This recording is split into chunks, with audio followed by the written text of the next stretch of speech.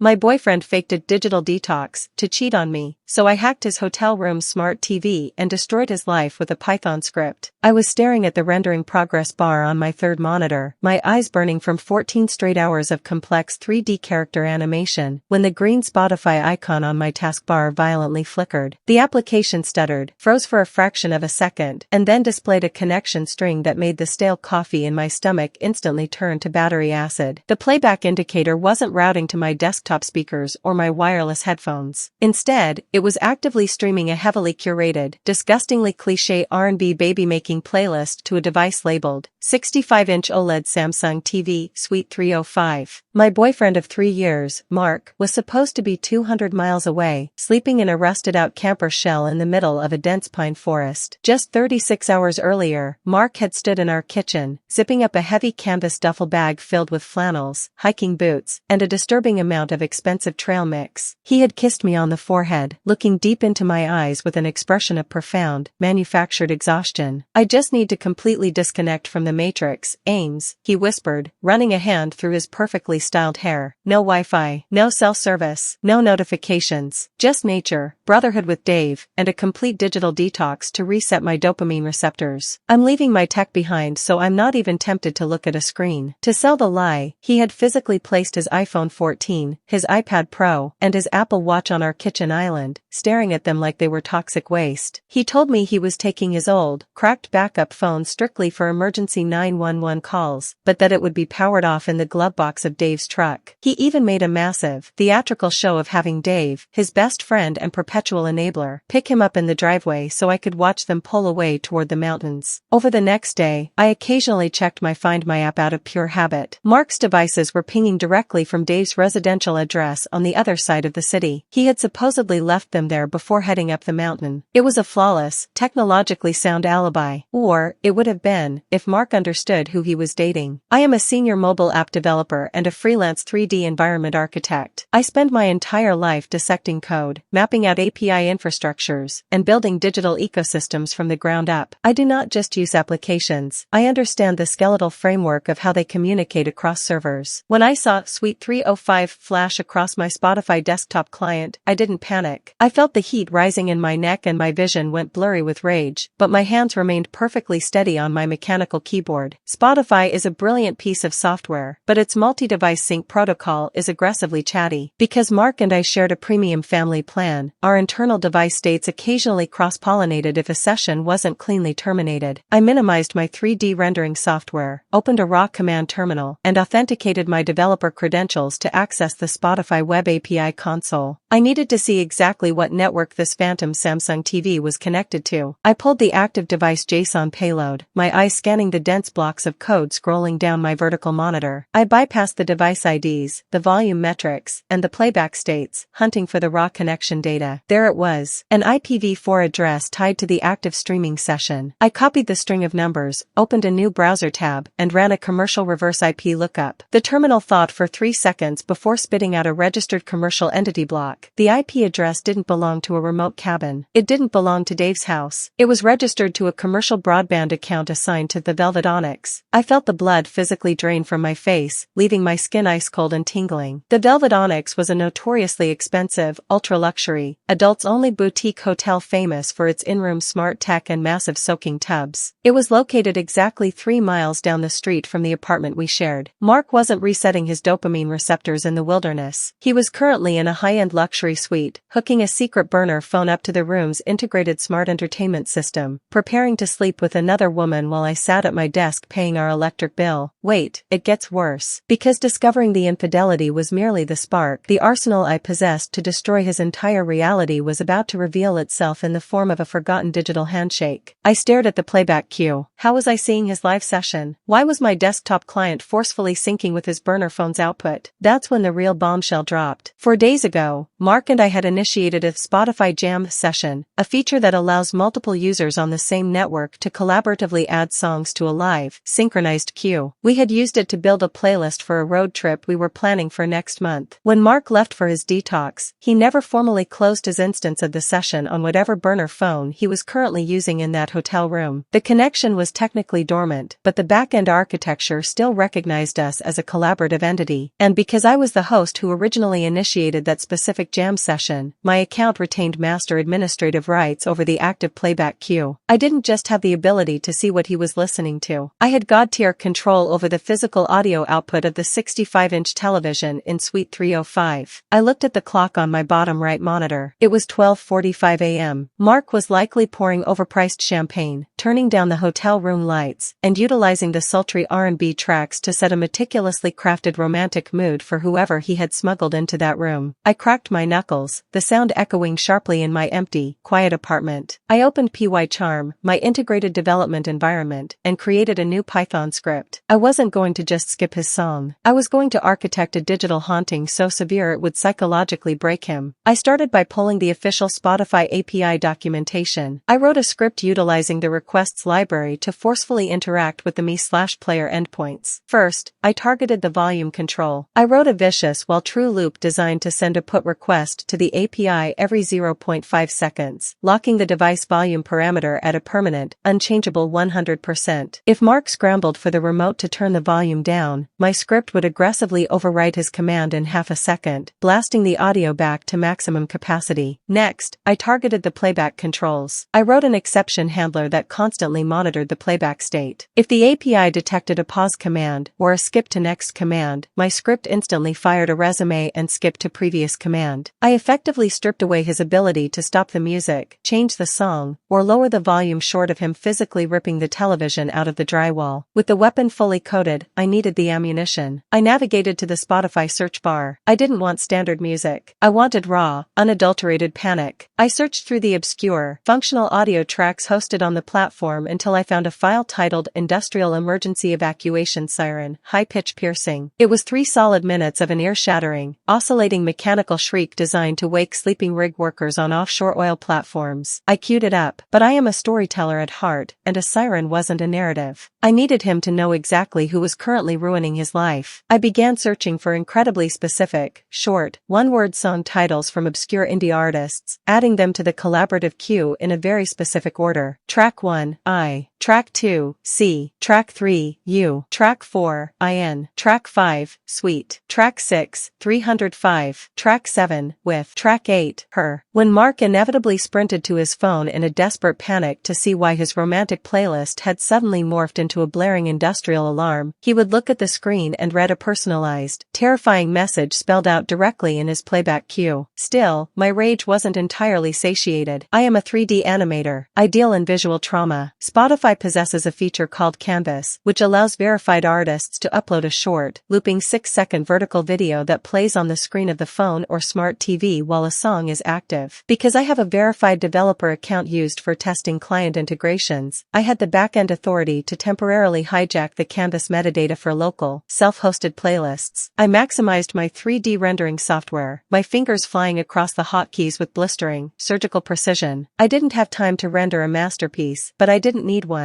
I loaded up a pre-built architectural asset of a standard brick apartment building that closely resembled ours. I dropped 2 generic, low-polygon 3D models of suitcases into the scene. I quickly keyframed a crude, jagged animation of the second-story window violently shattering as the 2 suitcases were forcefully hurled out into the street, bouncing off the pavement in slow motion. I applied a stark, aggressive neon red lighting filter to the scene, slapped a text overlay on the render that read "Pack your expletive mark" and hit export. It took exactly 4 minutes for my workstation to render the 6-second MP4 file. I injected the video file directly into the local Canvas cache of my custom nuclear playlist. The trap was fully armed, but before I pulled the trigger, I needed absolute, undeniable proof. I didn't want him trying to gaslight his way out of this by claiming his Spotify was just hacked by a random Russian botnet. I opened a new tab and navigated to the Chase Sapphire Travel Rewards portal. Mark and I shared the account to pool our points for a vacation we were planning to Tokyo. He was an idiot, but I didn't think he was stupid enough to use his actual credit card for a cheating hotel. I was wrong. The arrogance of a man who thinks he has perfectly covered his tracks is staggering. Right there, at the very top of the recent transactions list, was a pending authorization charge for $850 from the Velvet Onyx Boutique Suites. The digital receipt clearly showed the booking was for 1 king bed, 2 guests, and a mandatory romantic amenity package that included rose petals and chilled prosecco. I took a high-resolution screenshot of the receipt. I opened Instagram on my phone, uploaded the screenshot to my close friend's story, and overlaid a massive, flashing red arrow pointing directly to the $850 charge. But I didn't stop there. I explicitly tagged Dave's Instagram handle in the dead center of the image with the caption, "Hey Dave, looks like Mark's digital detox in the deep woods comes with room service and luxury bathrobes. Thanks for watching his Apple Watch for him." It was 1:15 a.m. I took a deep breath, the scent of burning electronics and stale coffee filling my lungs. I looked at the Spotify API console. The R&B track was exactly halfway finished. I clicked execute on my Python script. The command terminal exploded into a cascading waterfall of green text as the script aggressively hijacked the authorization token. The API calls fired at lightning speed. Volume set to 100%. Volume lock confirmed. Skip override confirmed. Pause override confirmed. I triggered the cue. In my mind's eye, I could see it happening in vivid, horrifying detail. The sultry bass of the R&B track would abruptly cut out, leaving a microsecond of confusing silence in the dim, rose petal-covered luxury suite. And then, the 65-inch television would violently detonate with the ear-shattering, oscillating shriek of the industrial offshore evacuation siren. The sound would physically rattle the framed artwork on the walls. I watched my API logs like a hawk. Instantly, the terminal registered a post/me/player/pause command. Mark was frantically mashing the pause button on his phone. Exactly 0.1 seconds later, my script fired back, put /me/player/play. The siren resumed. Another command hit the server, post/me/player/volume, volume_% equals 20. He was trying to turn it down. My script viciously slapped it away, put /me/player/volume, volume_% equals 100. The terminal became a battlefield. Command after command flooded in as Mark panicked, trying to lower the volume, trying to skip the track, trying to mute the television. Every single frantic action he took was instantly crushed by my automated loop, forcing the deafening siren to scream at maximum volume. And on the massive, glowing screen illuminating the dark hotel room, he would be staring at the looping, neon-red 3D animation of his suitcases being hurled out of a window, while the track titles clearly spelled out, "I see you in Suite 305 with her." My phone vibrated violently on my desk, startling me so badly I nearly knocked over my coffee mug. The caller ID flashed Dave's name. I answered it, putting it on speakerphone, my voice terrifyingly calm. "Hello, Dave. Amy, what the actual hell is your Instagram story?" Dave practically yelled into the microphone, the sound of aggressive rustling in the background. "Is Mark not at the cabin? He sent me a text from a weird number 2 hours ago saying the stars were beautiful. Mark is currently 3 miles down the street at the Velvet Onyx, Dave," I replied flatly, staring at the endless stream of API commands logging on my screen. "He booked a luxury suite for 2. He's been using you to babysit his GPS devices so I wouldn't track him. You're his alibi, Dave." I swear to God, Amy, I didn't know," Dave stammered, the realization hitting him like a physical blow. The panic in his voice was raw and authentic. "He told me he was leaving his tech here because he had a genuine screen addiction. He told me he was going to a silent retreat up by the lake. That son of a bitch." "I believe you, Dave," I whispered, feeling the tight knot in my chest loosen just a fraction. "But you might want to mute your phone. He's going to be calling you in an absolute panic in about 30 seconds. "I'm driving over there," Dave growled, the betrayal hardening his tone. "I'm going to physically drag him out of that hotel." "Don't bother," I said coldly. "He's already leaving." The mood in his suite just got incredibly hostile. I hung up the phone. I didn't wait for Mark to try and call me. I walked into our bedroom, pulled his massive, expensive hardshell suitcases out of the closet, and began indiscriminately violently shoving his belongings into them. I didn't fold his clothes. I didn't organize his shoes. I dumped his entire dresser drawer of underwear directly on top of his expensive suits, zipped the bags shut with tremendous force, and dragged them out into the apartment building's carpeted hallway. I locked the deadbolt. I slid the security chain into place. Then, I sat down at my kitchen island with my laptop, opened my podcast recording software, and plugged in my high-end studio microphone. I spent the next 20 minutes recording a highly detailed, incredibly calm audio diary outlining exactly how I caught him, the technical breakdown of the API script I used to blast the siren, and the exact dollar amount he spent on the hotel room. I titled the audio file, "The Digital Detox: How I Deleted a 3-Year Relationship in 10 Minutes. I uploaded the file to a private host, generated a QR code linking directly to the audio, printed it out on a massive sheet of standard white printer paper, and securely taped it to the outside of our apartment door, right at eye level. At exactly 3:14 a.m., the heavy, frantic thud of footsteps echoed through the hallway outside my door. "Amy." Mark's voice was hoarse, panicked, and muffled through the heavy oak door. The doorknob violently rattled as he desperately tried to force his key into the lock, only to be stopped by the interior deadbolt. "Amy, please, open the door. It's not what it looks like. I can explain everything." "Explain what, Mark?" I screamed through the wood, the sheer force of my voice tearing at my throat. "Explain how you needed to reset your dopamine receptors by spending $800 to sleep with some random girl 3 miles from our bed? Or explain how you couldn't figure out how to unplug a Samsung television while a digital siren deafened your date?" She meant nothing, he practically sobbed, pounding his fists against the door frame. "It was a mistake. A stupid, meaningless mistake. I was stressed. I just needed an escape. You're always working. You're always staring at your screens. I felt neglected. Amy, please, just let me inside so we can talk about this like adults." "The suitcases are right behind you, Mark," I hissed, leaning my forehead against the cool wood of the door, completely emotionally detached from the pathetic man weeping on the other side. "Dave knows. My friends know. Your little digital detox is permanent. If you aren't out of this hallway in exactly 60 seconds, I am calling the police and having you formally trespassed from the building. Scan the QR code on your way out. It's a parting gift." He didn't argue. He knew I wasn't bluffing. I stood in the absolute silence of my apartment, listening to the heavy, pathetic sound of him dragging his rolling suitcases down the carpeted hallway, the wheels squeaking in the quiet night. I walked back over to my desk, sat down in my ergonomic chair, and looked at the 3 glowing monitors. The Python script had successfully terminated. The API console was quiet. My 3D rendering software was still open, the neon red lighting casting a harsh, satisfying glow across my face. I closed the Spotify developer portal, opened up my animation timeline, and finally got back to work. Am I the monster here for completely annihilating his privacy, publicly humiliating him, and psychologically torturing him with a digital siren, or did he get exactly the terrifying, high-tech vengeance he deserved for trying to use my own trust against me?